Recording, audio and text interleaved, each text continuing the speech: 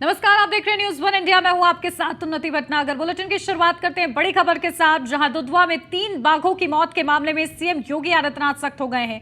मुख्य वन जीव प्रतिपालक सुनील चौधरी को पद से हटा दिया गया है। बड़ी खबर आपको बता दें, जहां सीएम योगी आदित्यनाथ ने संज्ञान लेते हुए ये बड़ी कार्रवाई की है। अपर प्रधान मुख्य वन संरक्षक सुनील चौधरी को भी हटाया गया है। दुधवा में सालों से जमे रेंजरों की भूमिका की भी जांच शुरू हो गई है। तो 3 बाघों की मौत के मुजरिम बचेंगे नहीं।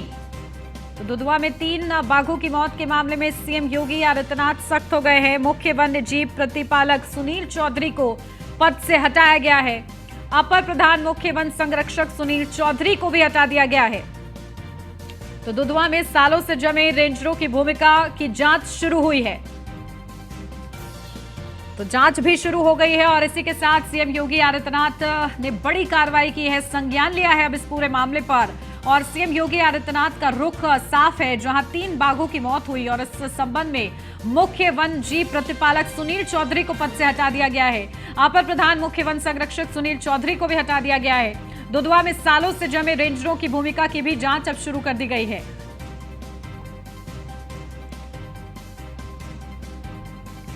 अपडेट ले लेते हैं, हमारे संवाददाता एसके वाजपेयी हमारे साथ जुड़ गए, सीधा उन्हीं का रुख करते हैं। एसके, क्या कुछ जानकारी? देखिए, 3 बाघों की मौत और उसके बाद अब सीएम योगी आदित्यनाथ ने जो संज्ञान लिया है, जो कार्रवाई की है बर्खास्तगी की, वो देखने को मिल रही है। इसी के साथ उनका रुख स्पष्ट है कि जो दुधवा में सालों से जमे रेंजर्स हैं, उनकी भूमिका की भी अब जांच की जाएगी। बिल्कुल निश्चित तौर पर, क्योंकि अगर हम देखें तो मुख्यमंत्री योगी आदित्यनाथ लगातार पूरे प्रदेश भर में कोशिश कर रहे हैं कि जो वन क्षेत्र है उसको बढ़ाया जाए, वन्य जीवों को संरक्षित किया जाए, जिसको लेकर उत्तर प्रदेश सरकार लगातार काम कर रही है। और इस दिशा में बड़े पैमाने पर उत्तर प्रदेश को सफलता भी मिली है, क्योंकि वन क्षेत्र लगातार बढ़ रहा है। हालांकि अगर हम दुधवा नेशनल पार्क की बात करें तो वहां पर अलग अलग समय पर 3 बाघों की मौत हुई थी, जिस पूरे मामले का मुख्यमंत्री योगी आदित्यनाथ ने संज्ञान लिया था और स्पष्ट तौर पर निर्देश दिए थे उत्तर प्रदेश के वन मंत्री, उसके अलावा उत्तर प्रदेश के अपर मुख्य सचिव वन को, कि वो मौके पर जाएं, पूरे मामले की जांच करें और विस्तृत रिपोर्ट मुख्यमंत्री कार्यालय को सौंपें। जिसके बाद मुख्यमंत्री कार्यालय इस पूरे मामले पर एक्शन लेगा कि आखिर क्या वजह थी जब उत्तर प्रदेश सरकार के संरक्षित इस वन में इस तरीके की घटना हुई है, तो उसकी वजहें क्या है। जिन लोगों के पास जिम्मेदारी है कि इस वन संरक्षण अधिनियम के तहत जो उपाय उत्तर प्रदेश सरकार कर रही है वो सभी सुविधाएं और उपाय वहां पर किए जाएं, तो आखिर कैसे इन बाघों की मौत हो गई, क्योंकि असमय ये मौत हुई थी। तो निश्चित तौर पर इस पूरे मामले को लेकर उत्तर प्रदेश के वन मंत्री, उसके अलावा अपर मुख्य सचिव, साथ ही साथ मुख्य वन संरक्षक समेत कई जो वन विभाग के अधिकारी हैं, जो दुधवा नेशनल पार्क के अधिकारी हैं, वो मौके पर हैं। लगातार जांच की जा रही है। वहां के अधिकारियों, कर्मचारियों, साथ ही साथ स्थानीय लोगों जो जहां पर ये घटनाएं हुई हैं उनसे भी लगातार बयान लिए जा रहे हैं। चीजों को देखा जा रहा है कि आखिर वजह क्या थी। हालांकि उत्तर प्रदेश में लगातार जो बाघों की संख्या है वो बढ़ी है।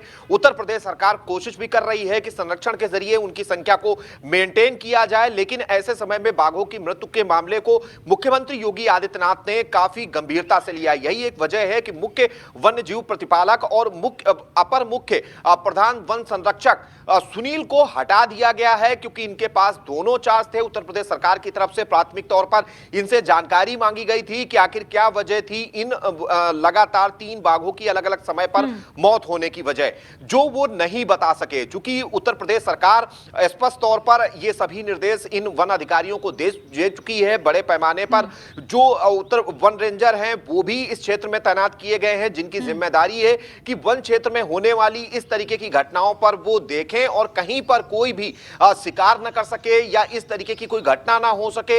इन बहुत सारी चीजों की जिम्मेदारी उन पर है। हालांकि मुख्य वन प्रतिपालक सुनील इन सभी सवालों के जवाब प्राथमिक तौर पर नहीं दे पाए थे, जिसके बाद इन पर कार्रवाई की गई है। इनको इनके पद से हटा दिया गया है। हालांकि पूरे मामले की प्राथमिक जांच के बाद आगे की चीजें चल रही हैं। चूंकि विस्तृत जांच की रिपोर्ट प्रस्तुत करने के निर्देश मुख्यमंत्री की तरफ से दिए गए हैं, तो वो जांच की जा रही है। स्थानीय लोगों के बयान लिए जा रहे हैं। उसके बाद ये रिपोर्ट मुख्यमंत्री कार्यालय को सौंपी जाएगी, जिसके बाद उम्मीद है कि और भी कई अधिकारियों पर कार्रवाई की गाज गिर सकती है, क्योंकि कई वन रेंजर भी लापरवाही की ऐसे जो हैं भी जो आशंका लंबे है, समय क्योंकि से जिम्मेदार दुधवा नेशनल अगर पार्क में जमे हुए अपनी हैं। जिम्मेदारी के बारे में बता नहीं पा रहे हैं तो सोचने का ये विषय है, और इसी के लिए सीएम योगी आदित्यनाथ ने ये बड़ी कार्रवाई की है।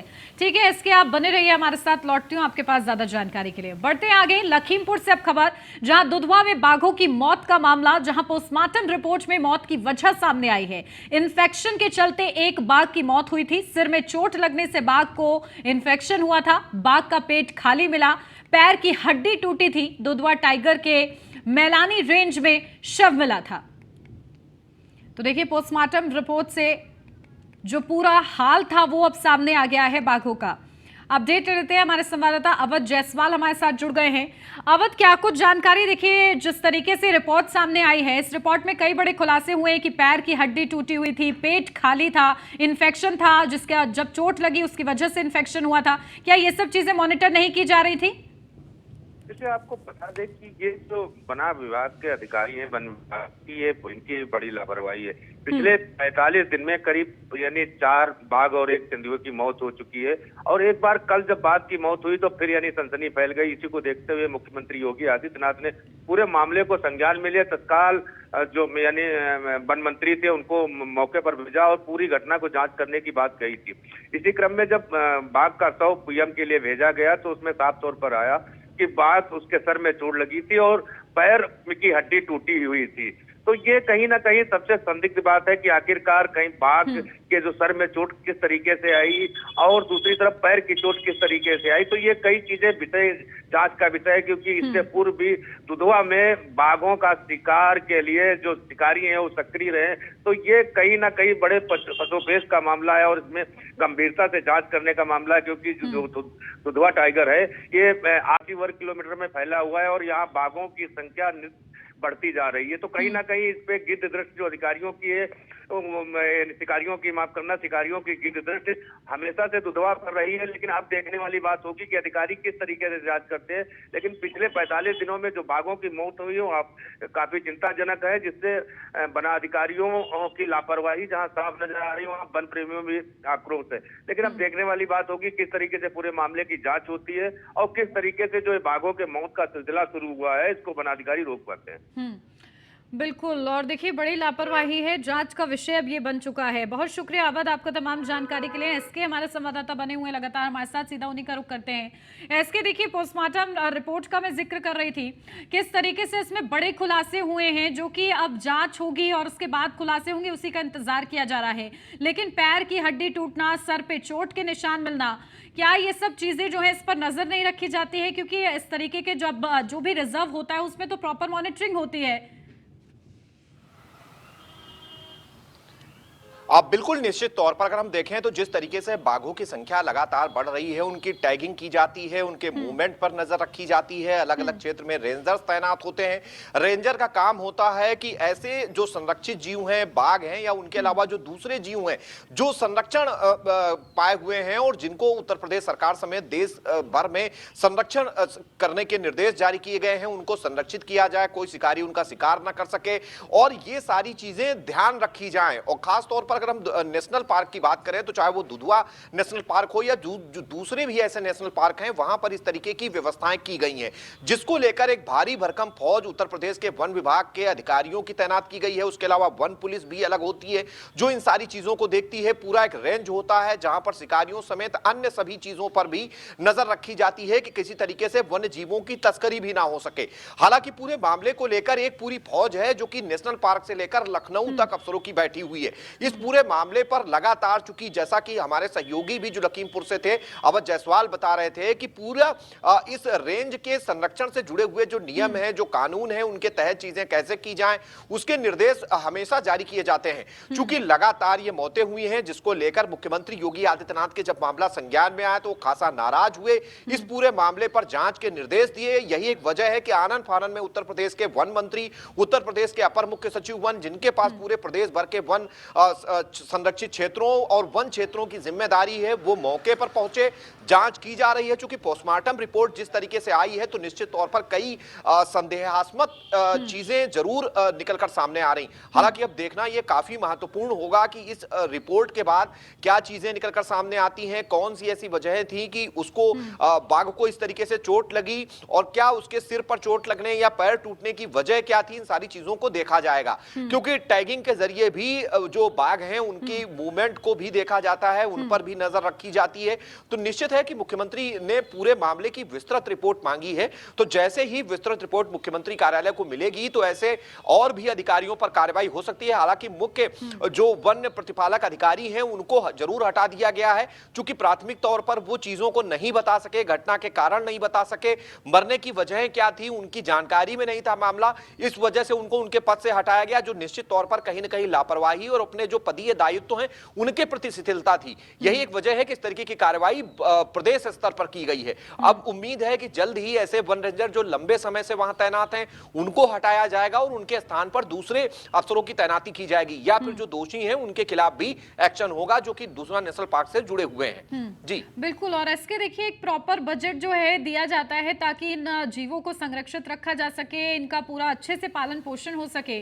लेकिन बताया जा रहा है पोस्टमार्टम रिपोर्ट में सामने आया है कि उस बाघ का पेट खाली था, जो कि बाघों का बहुत ज्यादा रेयर केस में ही खाली होता है। क्या इसका भी कोई टाला मटोली हो रही है कि जीवों का अच्छे से ख्याल नहीं रखा जा रहा है? बिल्कुल सामान्य सी बात है। अगर हम बाघ की बात करें तो बाघ कोई भी जो आहार लेता है वो शिकार करने के बाद लेता है। जब उसके सर पर चोट है और उसकी पैर टूटा हुआ है तो निश्चित सी बात है कि वो शिकार नहीं उस दौरान कर पाया होगा। हालांकि इस पूरे मामले को लेकर उत्तर प्रदेश के वन मंत्री ने जब वो कल वहां पहुंचे थे तो मीडिया बाइट भी दी थी, जिसमें उन्होंने बताया था कि कई बार ऐसी वजह भी होती है कि जब बाघ चोटिल हो जाता है किसी कारण से, या आपस में ही अगर बाघों में युद्ध होता है उस दौरान अगर कोई चोटिल होता है या किसी शिकारी की वजह से चोटिल होता है जिस वजह से वो अपने शिकार को नहीं कर पाता है, ये भी एक वजह हो सकती है उसका पेट खाली रहने की। हालांकि इन सभी बिंदुओं को देखा जा रहा है और सबसे बड़ी बात यही है कि उसको चोट लगने की वजह क्या थी, इन सारी चीजों को देखा जाएगा। क्या वो आपसी लड़ाई की वजह से चोट है या फिर किसी शिकारी की वजह से चोट लगी है, इन सारी चीजों को देखा जा रहा है, जो कि विस्तृत रिपोर्ट मुख्यमंत्री कार्यालय को दी जाएगी। उसके बाद ये सारी चीजें निकलकर सामने आएंगी कि आखिर असली वजह क्या थी। चूंकि पोस्टमार्टम भी हो चुका है तो वो रिपोर्ट भी मुख्यमंत्री कार्यालय को दी जाएगी। साथ ही साथ जो स्थानीय लोग जो वहां पर रहते हैं, जो दुधवा नेशनल पार्क के आसपास के स्थानों पर बसते हैं, जो जंगल और वहां के जीवों के बारे में अच्छी समझ रखते हैं, उनसे भी लगातार जो टीम पहुंची है वो बातचीत कर रही है। वहां के जिम्मेदार अफसरों भी बयान, साथ ही साथ जो तय किए हुए कहां तक जा रहे हैं, किस किस रेंज में रह रहे हैं, उनसे भी इस पूरे मामले को लेकर बातचीत हो रही है। तो मुख्यमंत्री का तब आगे की कार्रवाई की जाएगी, खुलकर सामने आएंगे कि आखिर बिल्कुल। देखिए जांच का ये विषय अब पूरा बनता जा रहा है कि आखिर क्या कुछ बड़ी लापरवाहियां हुई हैं। लेकिन इसी के साथ सीएम योगी आदित्यनाथ ने सख्त निर्देश भी दे दिए हैं और जो रिपोर्ट मिलेगी अब उसके आधार पर ही आगे का फैसला जो है किया जाएगा। ठीक है, बहुत शुक्रिया इसके आपका तमाम जानकारी के लिए।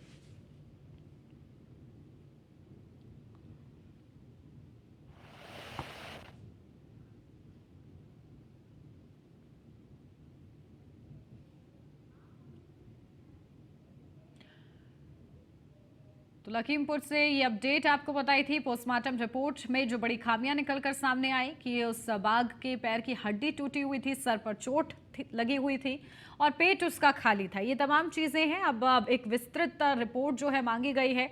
सीएम योगी आदित्यनाथ उस रिपोर्ट को खुद देखेंगे और इसी के बाद बड़े निर्णय भी लिए जाएंगे। तो वहीं बरसों से जमे रेंजर्स पर भी अब जांच के निर्देश सीएम योगी आदित्यनाथ की तरफ से दिए गए हैं। किसी भी तरीके से ये मौत जो है आंकड़ा वो बढ़े ना, इसको लेकर सुनिश्चित किया जा रहा है प्रशासन की तरफ से कि जो भी लापरवाहियां हैं उसको जल्द से जल्द दुरुस्त करा लिया जाए। तो 3 बाघों की मौत के मुजरिम अब बचेंगे नहीं। सीएम योगी आदित्यनाथ का ये सख्त रुख जो है सामने आ गया है। इसी के साथ तो बाघों की मौत के मामले में सीएम योगी आदित्यनाथ ने मुख्य वन जीव प्रतिपालक को पद से हटा दिया है। बड़ी कार्रवाई की है। अपर प्रधान मुख्य वन संरक्षक की भी छुट्टी कर दी गई है और इसी के साथ सालों से जमे रेंजरों की भूमिका की भी जांच अब शुरू हो गई है।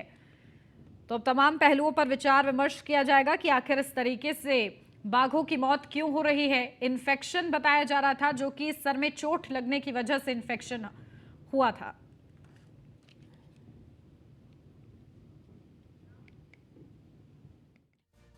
अब खबर जहां उत्तर प्रदेश के छात्रों के लिए एक बड़ी खुशखबरी है। साल भर खुला रहेगा छात्रवृत्ति पोर्टल। छात्रवृत्ति योजना में किया गया है यह बड़ा बदलाव, जहां सभी जनरल कैटेगरी के छात्र छात्राओं को मिलेगी स्कॉलरशिप। तो उत्तर प्रदेश के छात्रों के लिए यह बड़ी खुशखबरी, जहां साल भर खुला रहेगा छात्रवृत्ति पोर्टल। तो बड़ी ये राहत मिलेगी, जहां छात्रवृत्ति योजना में बदलाव किया गया है। तो सभी जनरल कैटेगरी के छात्र छात्राओं को स्कॉलरशिप मिल सकेगी। यानी अगर आप अपने भविष्य को और नई ऊंचाइयों पर पहुंचाना चाहते हैं, लेकिन अगर आर्थिक संकट के चलते ऐसा नहीं हो पा रहा है, तो अब स्कॉलरशिप के जरिए आप एक बेहतर कॉलेज, बेहतर स्कूल के जरिए अपने भविष्य को और ज्यादा उज्जवल बना सकते हैं।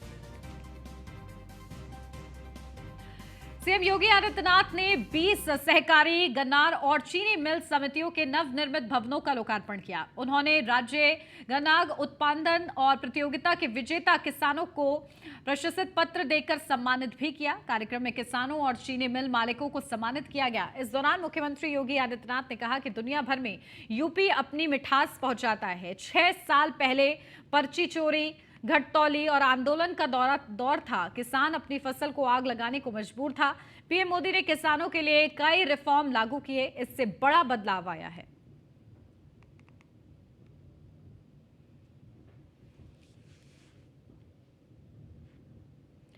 तो चीनी मिल समितियों के नवनिर्मित भवनों का लोकार्पण और सीएम योगी आदित्यनाथ ने ये लोकार्पण किया है और इसी के साथ प्रशस्ति पत्र देकर सम्मानित भी किया है। किसानों को सम्मानित किया है सीएम योगी आदित्यनाथ ने, गन्ना किसानों को। और इस दौरान उनके चेहरे किस तरीके से खिल उठे जब सीएम योगी आदित्यनाथ ने उनको सम्मानित किया, वो आप तस्वीरों में देख सकते हैं। और साथ साथ इथेनॉल बनाने का काम भी कर रही हैं। उत्तर प्रदेश ग्रीन एनर्जी का भी एक माध्यम इथेनॉल के माध्यम से बन चुका है और आज के दिन पर न केवल सर्वाधिक गन्ना उत्पादक राज्य है, बल्कि सर्वाधिक चीनी उत्पादक राज्य भी है, सर्वाधिक इथेनॉल उत्पादक राज्य भी है, सर्वाधिक खांडसारी उद्योग को चलाने वाला राज्य भी है। और आज जो मैंने यहां पर देखा है, एक साथ चीनी मिल मालिकों को भी सम्मान किया गया। गन्ना उत्पादक प्रतियोगिता आयोजित करके 3 वर्ष के उन किसानों को भी सम्मानित किया गया जिन्होंने गन्ना उत्पादन में रिकॉर्ड स्थापित किया है। भाइयों बहनों, 2017 में जब मैंने गन्ना विभाग से कहा था कि एक उत्तर प्रदेश की धरती ऐसी है जिसमें 1 एकड़ में 1000 कुंटल पैदा हो सकता है, लोग हंस रहे थे, अरे कैसे हो सकता है।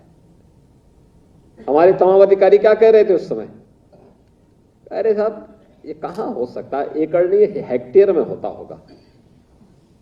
मैंने कहा नहीं, एकड़ में हो सकता है। लोग कल्पना कर रहे थे। फिर मैं भी कभी कभी भ्रम में पड़ जाता था कि क्या वास्तव में ये हो पाएगा क्या, लेकिन आज मैंने साक्षात देखा है। प्रत्यक्षम किम प्रमाणम, 2640 कुंटल पर हेक्टेयर गन्ना पैदा करने वाला, उत्पादन करने वाला किसान भी यहां इस सभागार में मौजूद है। ज्यादातर चीनी मिलें चीनी भी बनाती हैं। और सीतापुर से अब खबर नैमिषारण्य में सपा सुप्रीमो अखिलेश यादव का बड़ा बयान। यूपी वो प्रदेश है जहां सबसे ज्यादा कस्टोडियल डेथ हुई है, जेल और थाने में लोगों की जान गई है। एक दिन आएगा यही पुलिस बीजेपी के लोगों को दौड़ा दौड़ा कर पीटेगी। यूपी पुलिस चलते हुए लोगों को गोली मारती है। जब कभी सपा की सरकार बनेगी, इन सब एनकाउंटरों की जांच होगी। एनकाउंटर की जांच कर सजा दिलाने का काम करेगी सपा।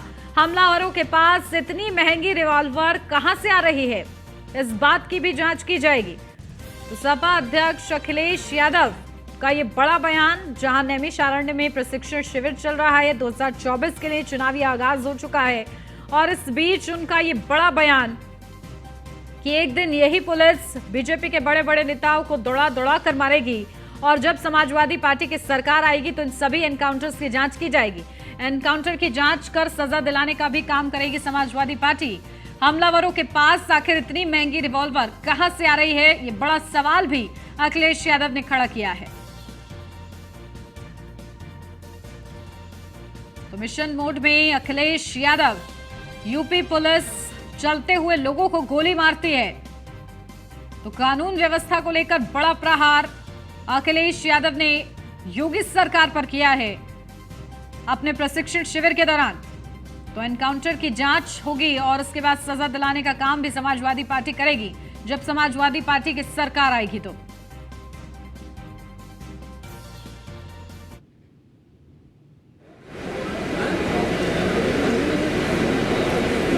उसमें जो घायल है वो 5,000 हुए हैं। कुल मिलाकर के 10,000 15,000 के लगभग एनकाउंटर हुए हैं। लगभग 200 लोगों की जान गई है। ये उत्तर प्रदेश वो प्रदेश है जिसमें सबसे ज्यादा कस्टोडियल डेथ है, जिनमें थाने में और जेल में जान गई है, जेल और थाने में जान गई है। उत्तर प्रदेश सबसे आगे बढ़ रहा है और जो फाइंडिंग है, जो जानकारी है कि अगर ये एनकाउंटर हुए हैं तो उसमें अभी तक ज्यादातर केसों में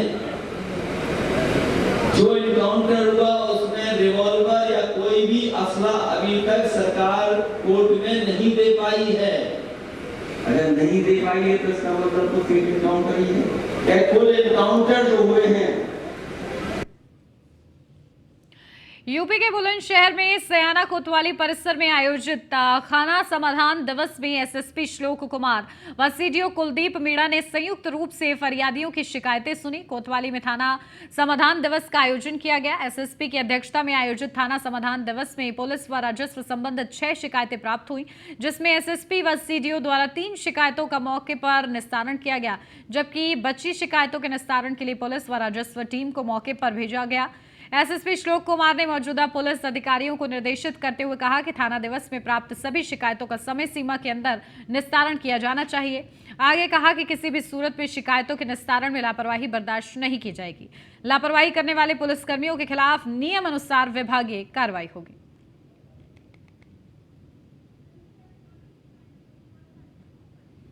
तो एसएसपी श्लोक कुमार जहां मौके पर 3 मामलों का निस्तारण हुआ है, शिकायतों का जल्द से जल्द निस्तारण हो। समाधान दिवस के मौके पर ये समस्याएं सुनी गई हैं और जिन समस्याओं का अभी समाधान नहीं हो पाया है उस पर भी नजर है। तो एसएसपी ने समस्याओं को सुना है, मौके पर 3 मामलों का निस्तारण भी कर दिया है और बाकी समस्याओं पर भी प्रशासन की नजर बनी हुई है। समाधान दिवस के मौके पर जन सुनवाई हुई है, जो बड़ी शिकायतें हैं वो सुनी गई हैं और समस्याएं सुनी गई हैं और उन समस्याओं का निस्तारण किया गया है। अपडेट लेते हैं, हमारे संवाददाता अशोक कुमार हमारे साथ जुड़ गए हैं। अशोक, क्या कुछ जानकारी? देखिए, समस्याएं सुनी गई हैं, 3 का मौके पर निस्तारण भी किया गया है, और क्या कुछ हुआ समाधान दिवस में? बिल्कुल उन्नीति, आपको बता दूं, बुलंदशहर के एसएसपी श्लोक कुमार खुद हकीकत जानने के लिए थाना दिवस में पहुंचे। 6 शिकायत मिली थी और तीनों को मौके पर निस्तारण कर दिया। कहीं न कहीं जहाँ उत्तर प्रदेश के सीएम योगी लगातार कह चुके हैं कि थाना दिवस में जाइए और अधिकारी खुद शिकायतों का निस्तारण करें और मौके पर उनसे बातचीत करें। खुद इनपुट मिल रहे थे कि थाना एसएसपी को भी काफी शिकायत थाना प्रभारियों के थानों से पहुंच रही थी एसएसपी कार्यालय में। खुद मौके पर पहुंचे, अचानक से पहुंचे और खुद निस्तारण करा और तमाम जितने भी पुलिसकर्मी हैं उनको दिशा निर्देश दिए कि मौके पर खुद मौके पर जाए, निरीक्षक कर मौके पर जाए और शिकायतों को खुद निस्तारण करें और मुकदमा दर्ज करके महिला अपराध को प्रथम दृष्टया सुना जाए। महिला अपराध में कोई भी कमी ना छोड़ जाए। महिला अपराध को तुरंत मुकदमा दर्ज करके जांच कर तुरंत उसकी कार्रवाई करें। वहीं एसएसपी ने रावण यात्रा को लेकर भी दिशा निर्देश दिए हैं, क्योंकि ये बॉर्डर से जुड़ा थाना है। तो बिल्कुल, देखिए, समस्याओं के निस्तारण पर लगातार नजर भी रखी जा रही है और समाधान दिवस को सफल बनाने की कोशिश है। ठीक है, बहुत शुक्रिया अशोक आपका तमाम जानकारी के लिए। और इसी के साथ इस बुलेटिन में बस इतना ही। खबरों का सिलसिला आगे भी जारी है, आप बने रहिए न्यूज़ 1 इंडिया के साथ।